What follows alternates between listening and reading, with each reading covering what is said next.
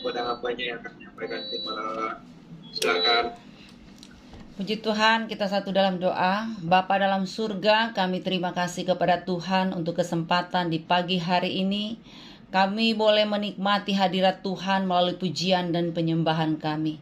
Mari kiranya Tuhan Engkau urapi kami semuanya dengan kuat kuasa-Mu. Berikan kami penyingkapan-penyingkapan yang luar biasa tentang kebenaran-Mu Bapa, sehingga kami tidak salah dan keliru dalam kehidupan ini. Kami mohon Roh Kudus jamah kami. Berikan kami Tuhan hikmat marifat dari Tuhan. Senantiasa kami dapat memahami akan kebenaran firman Allah. Kami boleh menjadi pelaku-pelaku firman yang setia kepada Tuhan. Segala bentuk pekerjaan kuasa kegelapan hancurkan, patahkan dalam nama Tuhan Yesus Kristus. Terima kasih Tuhan, urapi hamba-Mu dan urapi kami semuanya. Dan kami siap untuk menikmati berkat di pagi hari ini dengan mengucap syukur dalam nama Yesus. Haleluya. Amin. Puji Tuhan, selamat pagi, shalom semuanya. Apa kabar? Senang bisa lihat Bapak Ibu di tempat ini. Ya, ada Ibu Neti, ada Ibu Indah. Ya, dari Bali, ada dari Kamajaya, Pak Kamajaya dari Bandung. Ibu Maria siang-siang yang nggak pernah malam gitu. Ya, wow, ada Ibu Lydia yang baru saja datang dari Amerika. Senang bisa jumpa. Wow, ada Ibu Yulia, Ibu Evi, Ibu Moren, Ibu Alan, ya, Ibu Neti, Ibu Eli Salim, ya, semua yang ada di Zoom pagi hari ini saya percaya semua alami berkat spesial dari Tuhan. Dan hari ini saya jadi ban reserve ya, menggantikan Pak Sutrisno yang akan menyampaikan firman Allah, karena beliau, saya nggak tahu lagi keluar negeri atau ke meeting ke Cina atau kemana, nggak ngerti ya. Ya, tapi saya percaya hari ini hal yang spesial ketika kita ada perjumpaan secara pribadi dengan Tuhan. Dan hari ini saya ingin mengambil tema yaitu mentalitas pemenang. Amin. Saudara, saya yakin percaya bahwa kita semua yang kenal Tuhan, yang selalu bergaul karib dengan Tuhan, pasti kita punya pengalaman-pengalaman pribadi dengan Tuhan yang membuat kita bisa melihat bahwa Tuhan selalu ada di setiap musim kehidupan ini. Dan kalau kita hidup bergaul karib dengan Tuhan, saya yakin bahwa kemenangan selalu berpihak kepada kita. Yang tentunya kita tahu untuk berperang membutuhkan yang namanya mental yang kuat. Saya terlebih dahulu menjelaskan apa arti mental menurut Kamus Bahasa Indonesia, yaitu mental itu artinya bersangkutan dengan watak atau batin manusia dan bukan bersifat tenaga atau fisik. Sementara kita lihat pemenang itu artinya orang atau pihak yang menang. Diartikan dia dapat mengalahkan segala sesuatu dan mendapatkan hasil yang luar biasa. Itulah pemenang. Jadi sebuah keberhasilan sangatlah ditentukan oleh mental yang kita miliki. Baik itu keberhasilan dalam bidang studi, ya, dalam pendidikan, dalam karir, bahkan dalam segala hubungan apapun. Saya percaya mental itu menentukan apakah kita menang atau kalah. Karena sesungguhnya walaupun kita punya intelektual yang luar biasa, ya, kita terlahir dengan ya IQ yang tinggi, mungkin kita juga lulusan luar negeri, lulusan fakultas yang punya nama di Indonesia. Tapi saudara, ingatlah, kalau kita menghadapi medan perang, nggak selamanya kita mengandalkan intelektual. Karena kalau mental kita sudah drop, pasti kalah walaupun pintar. Jadi hari ini saya percaya kita semua yang setiap pagi, siang, malam ya selalu ikut Zoom, apalagi mengikuti Zoom Dorea Ministry, saya percaya bahwa kita lebih daripada pemenang ya, seperti yang kita tahu di dalam Roma ya, ada bertuliskan Roma 8 ayat 37 mengatakan, tetapi dalam semuanya itu kita orang-orang yang menang oleh Dia yang mengasihi kita. Jadi saya percaya kita semua lebih daripada pemenang. Dan kita akan belajar satu tokoh Alkitab yang namanya Daud, yang tentunya sudah mungkin berulang-ulang kali kita belajar tentang kehidupan Daud. Bagaimana dia menghadapi setiap perjuangan kehidupan itu tidak mudah. Tetapi yang menentukan dia menang dan berhasil ternyata karena dia punya mental pemenang. Nah, ada beberapa poin yang kita akan pelajari dari kehidupan Daud. Silakan kita akan buka di dalam 1 Samuel pasal 17. Ya. Kita melihat bahwa untuk kita memiliki mental pemenang, yang pertama, kita berani bayar harga di hadapan Tuhan. Ya, coba saudara baca di dalam 1 Samuel 17 ayat 33. 1 Samuel 17 ayat yang ke-33. Saya mohon Ibu Moren bisa bantu saya. 1 Samuel 17 ayat yang ke-33. Ya, silakan Ibu Moren. 1 Samuel 17 ayat 33 dikatakan bahwa tetapi Saul berkata kepada Daud, tidak mungkin engkau dapat menghadapi orang Filistin itu untuk melawan dia, sebab engkau masih muda, sedang dia sejak dari masa mudanya telah menjadi prajurit. Nah, dan firman Tuhan. Amin. Terima kasih Bu Moren. Kita lihat poin yang pertama perlu kita pelajari dari seorang Daud, di mana dia punya mental pemenang, yaitu pertama, dia berani bayar harga di hadapan Tuhan. Saudara, tidak mudah kita menjalani kehidupan ini. Ada kalanya dalam perjalanan kehidupan kita akan menghadapi orang-orang yang menyepelekan kita, bahkan menganggap kita rendah dan tidak bisa berbuat apa-apa. Itu terbukti dari kehidupan Daud yang disepelekan oleh Saul sendiri.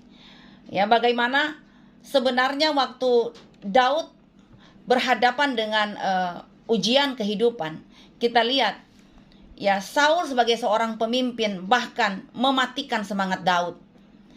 Saul meremehkan Daud dengan berkata, tidak mungkin engkau dapat menghadapi orang Filistin ini karena engkau masih muda. Sedangkan dia sejak muda sudah menjadi seorang prajurit, bahkan dikatakan dia ahli perang. Ahli perang itu artinya dia tidak terkalahkan, dia seorang pendekar yang tidak bisa dikalahkan. Sementara Daud sebenarnya waktu Saul mengatakan kamu ini masih muda, bahasa Jawa mungkin mengatakan gini lah, dia ngenyek Daud ya, bahwa kamu modalnya apa tuh? Emang kamu bisa lawan? Sedangkan yang kamu lawan ini orang yang sudah punya pengalaman perang dan dia ahlinya perang, ya. Tetapi kita melihat bagaimana Daud, dia berani untuk melawan keadaan. Sekalipun yang dihadapinya ini adalah Goliat yang besar. Yang dihadapi ini bukan orang yang mudah, bukan orang gampangan, orang yang sangat mahir dalam berperang. Tetapi kita melihat bagaimana Daud, dia berani hadapi kenyataan. Dia berani hadapi orang-orang yang coba menghancurkannya, orang-orang yang melemahkan dia. Saudara yang dikasih oleh Tuhan dalam perjalanan kehidupan, mungkin kita juga kadangkala berada pada titik di mana orang menganggap kita nggak bisa karena apa? Banyak kali dunia memandang karena dari segi materi kan ya. Wah, kamu tuh bukan siapa-siapa. Sehingga kata-kata itu juga bisa masuk dalam long term memory kita. Sampai pada akhirnya kita mungkin bisa mengatakan, wah diri saya nggak bisa, aku nggak bisa ya. Dan itu yang bisa mematikan karakter kita. Tetapi mari kita lihat bagaimana Daud disepelekan, ya, dianggap rendah, tidak bisa berbuat apa-apa, tapi dia mau maju bersama dengan Tuhan. Kenapa? Ya, dia punya hal yang kedua, poin yang kedua, dia punya keyakinan di hadapan Tuhan. Ya, walaupun dia dihina, bahkan bukan sekedar Saul yang menghina dia, tapi kita melihat juga di medan perang bagaimana Goliat melihat dia dengan penghinaan, saudara. Karena Goliat juga mengatakan masih muda, masih kemerah-merahan, dan elok parasnya. Itu dalam 1 Samuel 17 ayat yang ke-42. Silakan Ibu Moren, 1 Samuel 17 ayat yang ke-42. Ini tantangan berikut yang dihadapi oleh Daud. Ya, 1 Samuel 17 ayat 42.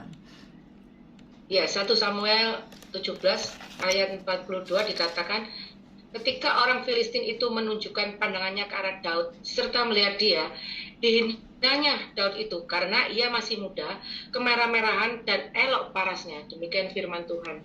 Puji Tuhan. Coba kita melihat bagaimana Goliat melihat dia, aduh masih muda. Apa yang bisa kamu banggakan, sedangkan aku ini loh ya seorang prajurit perang yang punya pengalaman yang hebat. Ya mungkin kalau kita melihat di streaming ini yang paling muda siapa ya? Mana ya? Yang kalau saya melihat di sini banyak yang ya ada Pak Pit yang masih muda ya. Ada Pak Kamajaya yang lebih muda lagi. Aduh haleluya. Nah, itu dia.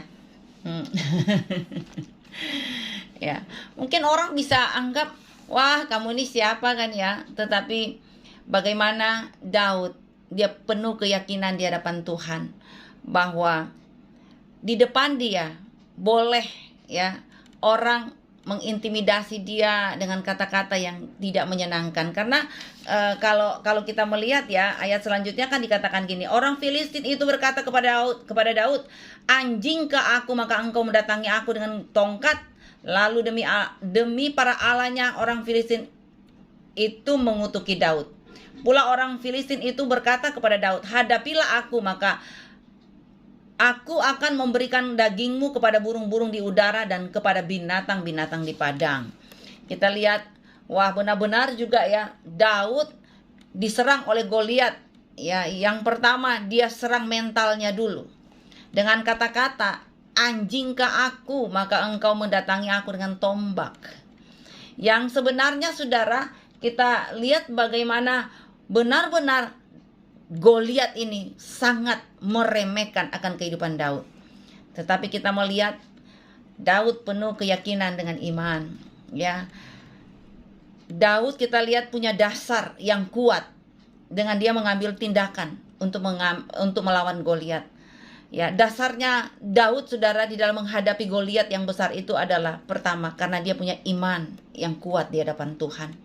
Iman itu selalu menembus tembok fakta, bukan? Apa yang tidak mungkin jadi mungkin karena Tuhan. Iman adalah dasar atau kenyataan atau kepastian bahwa Tuhan pasti tolong saya. Karena tidak mudah kita hadapi Goliat kita. Tidak mudah kita menghadapi keadaan sekarang ini. Tetapi kalau kita punya dasar iman yang kuat, kita percaya bahwa kita akan mengalami kemenangan yang gilang gemilang. Kita akan melihat pertolongan Tuhan yang luar biasa. Mari punya pengalaman pribadi dengan Tuhan. Karena saya percaya Daud waktu menghadapi Goliat, dia begitu yakin dia menang karena apa?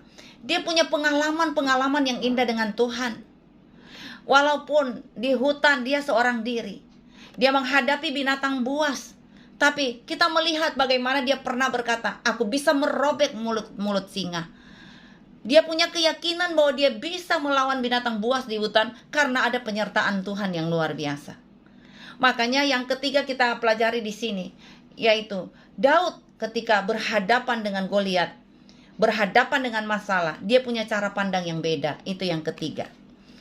Cara pandangnya begini ya, dia ngomong di dalam 1 Samuel 17 ayat 45.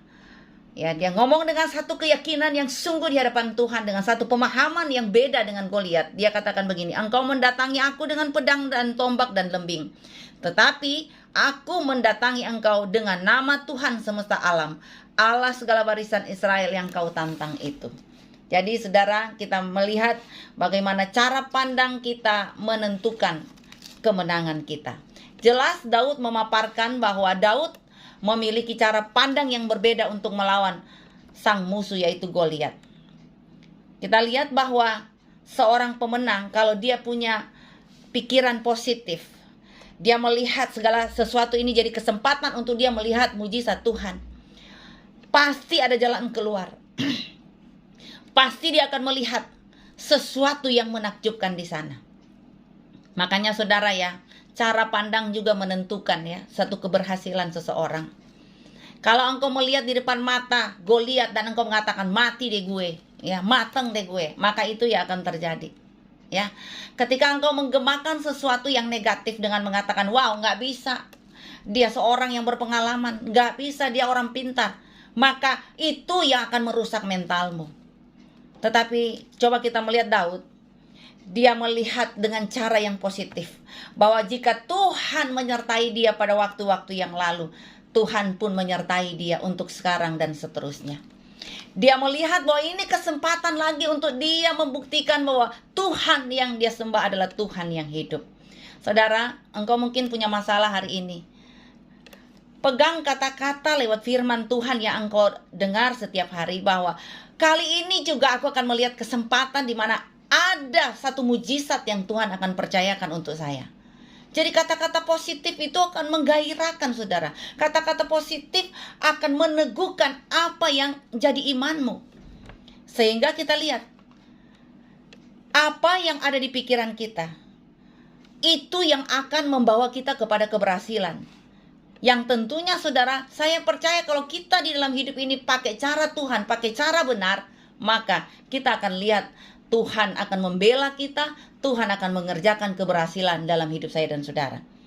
Saya percaya bahwa kita pasti menang asalkan kita dengan jalan yang benar. Jangan mimpi saudara menang kalau tipu sana tipu sini. Jangan mimpi Anda akan mengalami hal yang besar kalau hidupmu rusak di hadapan Tuhan.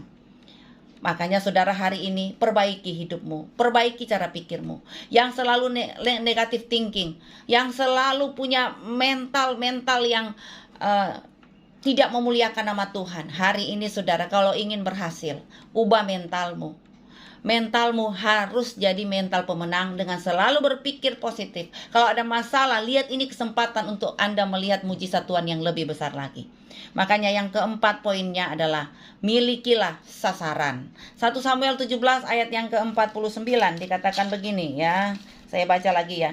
Ketika orang Filistin itu bergerak maju untuk menemui Daud, maka segeralah Daud berlari ke barisan musuh untuk menemui orang Filistin itu. Lalu Daud memasukkan tangannya ke dalam kantungnya, diambilnya sebuah batu dari dalamnya, diumbannya, maka kenalah dahi orang Filistin itu, sehingga batu itu terbenam ke dalam dahinya, dan terjerumuslah ia dengan mukanya ke tanah. Kita melihat bahwa seorang pemenang mengetahui dengan jelas akan apa yang akan diraihnya. Daud sudah berani bayar harga. Daud punya satu keyakinan bahwa dia pasti menang. Dia punya iman bahwa Tuhan telah melakukan banyak mujizat dalam hidupnya pada waktu-waktu yang lalu. Hari ini pun dengan kesempatan yang Tuhan percayakan kepada kita, dengan kesempatan yang Tuhan berikan, walaupun dengan masalah-masalah yang banyak, aku akan melihat mujizat Tuhan itu akan terjadi.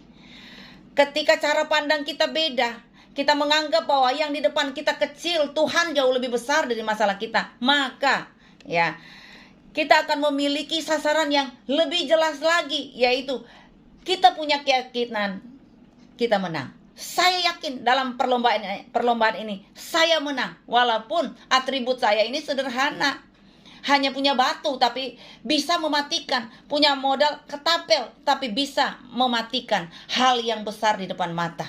Jadi saya percaya, saya, saudara, semua kita yang ada di streaming ini punya keyakinan akan menang. Dan menangnya kita itu untuk apa? Memuliakan nama Tuhan.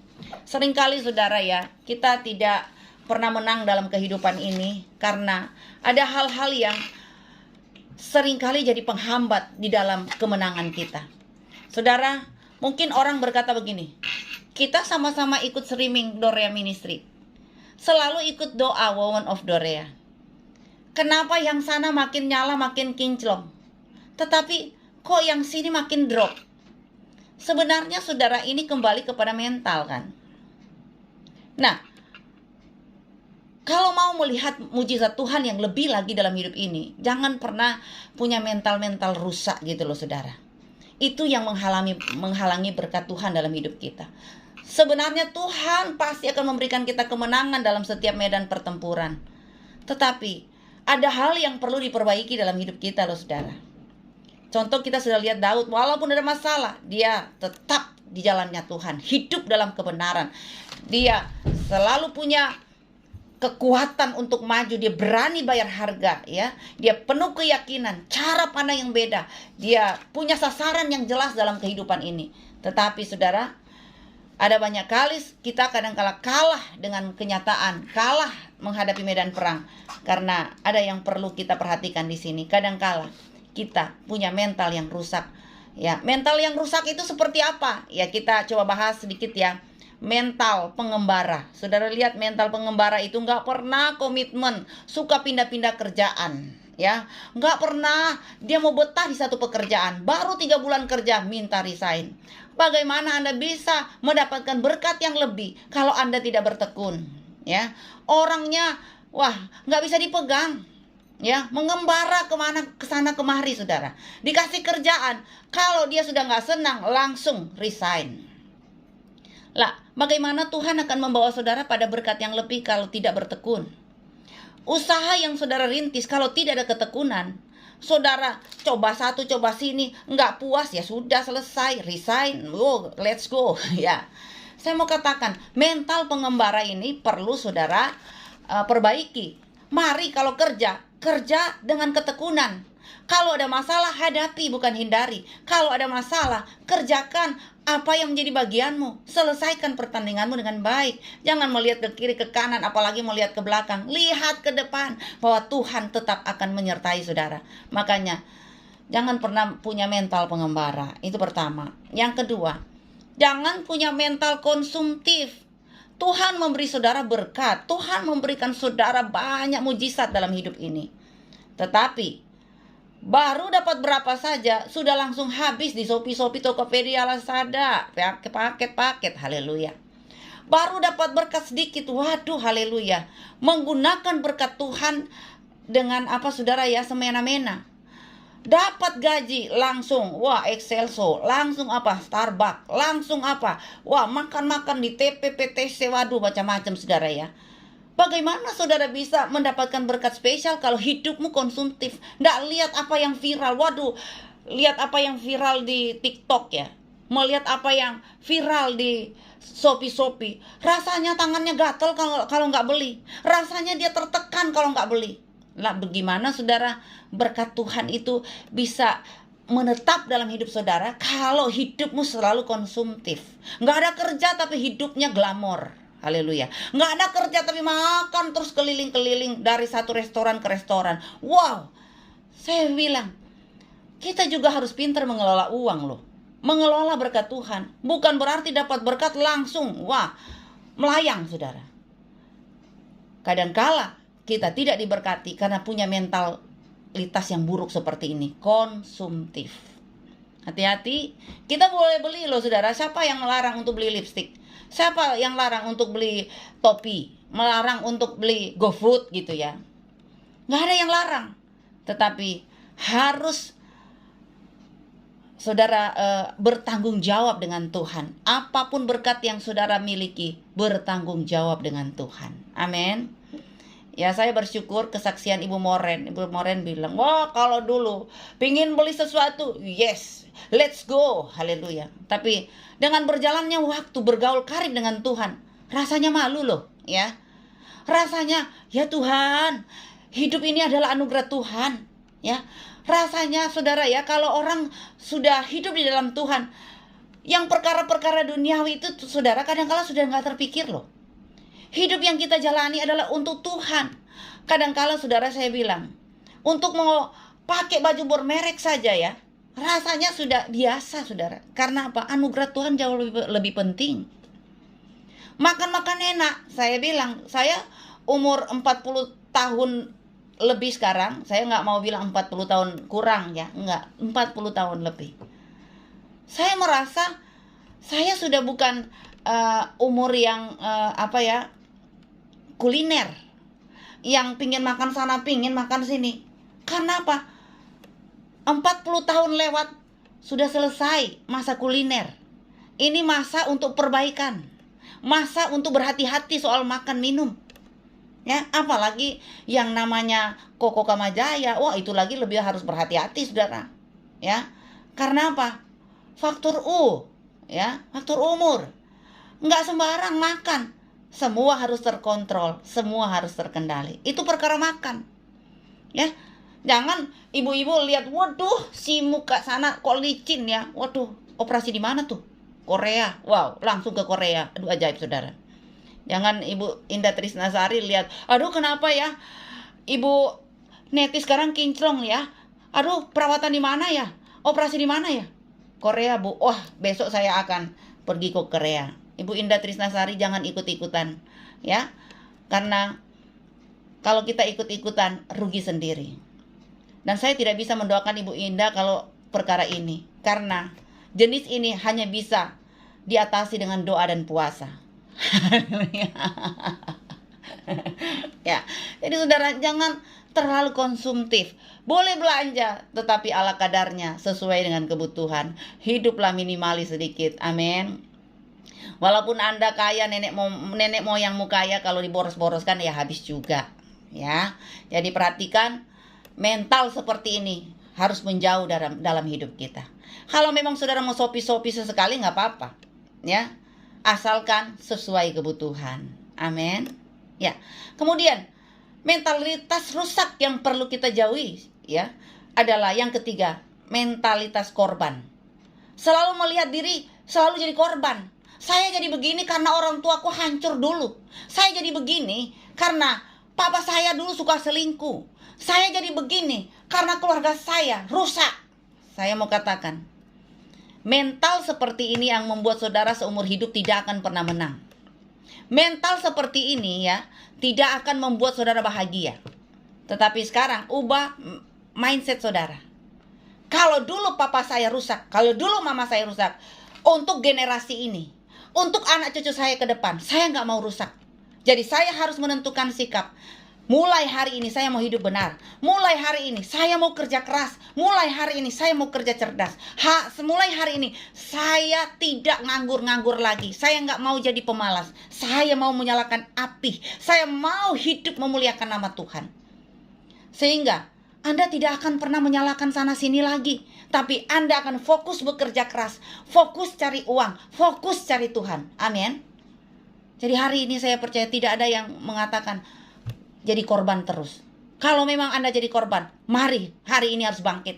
Kalau memang engkau korban dari pelecehan seksual, engkau korban dari keluarga yang keras, tidak ada alasan. Engkau harus bertanggung jawab dengan hidupmu. Harus maju, harus melangkah bersama dengan Tuhan. Amin. Dulu Anda boleh rusak, saya dulu boleh rusak.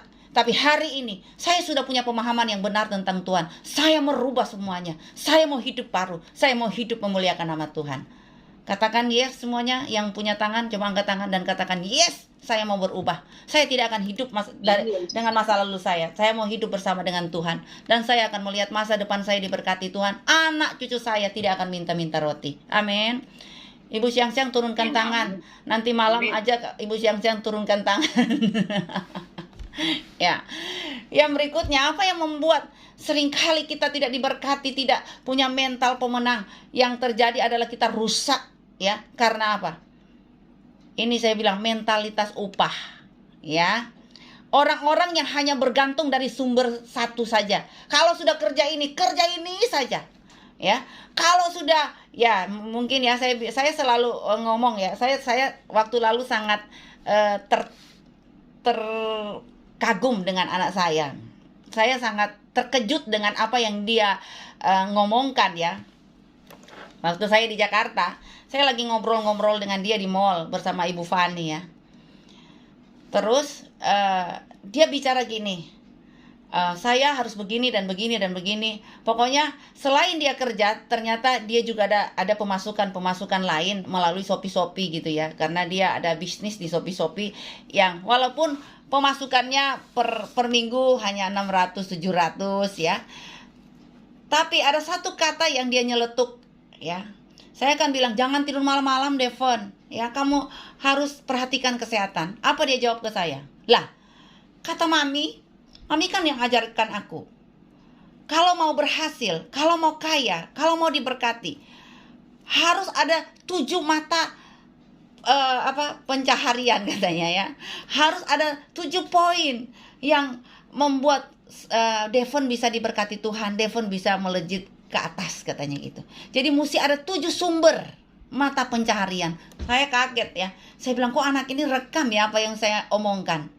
Ya, bukankah Mami bilang kalau mau sukses, mau berhasil, mesti ada 7 sumber penghasilan. Devon kan masih 3 Mami, katanya gitu. Ya, jadi saya bilang bahwa ternyata kalau kita ini menyampaikan sesuatu kepada anak-anak kita, ternyata juga itu direkam loh oleh anak-anak kita. Jadi hari ini saudara, jangan punya mental upahan. Kalau memang Anda kerja misalnya ya di salah satu bidang pekerjaan, apa salahnya saudara cari-cari sedikit orderan gitu ya. Mungkin Ibu Maria siang-siang walaupun setiap hari di depan komputer. Ya memang harus kerja fokus ke sini. Tapi kan Tuhan memberikan kita hikmat. Wah, misalnya ada orang yang mau jual rumah, kita tawarkan, aku yang jadi maklarnya ya. Sekian persen buat aku ya. Saya percaya loh, jeripaya kita pasti diperhitungkan Tuhan loh. Benar tidak? Ya, satu ketika ada berapa orang datang di rumah saya, saudara ya. Dan tiba-tiba mereka mengajak saya ke depan rumah saya. Tiba-tiba saudara, ternyata di depan rumah saya menjual pakaian, apa semua, saudara ya. Wow, saya bilang,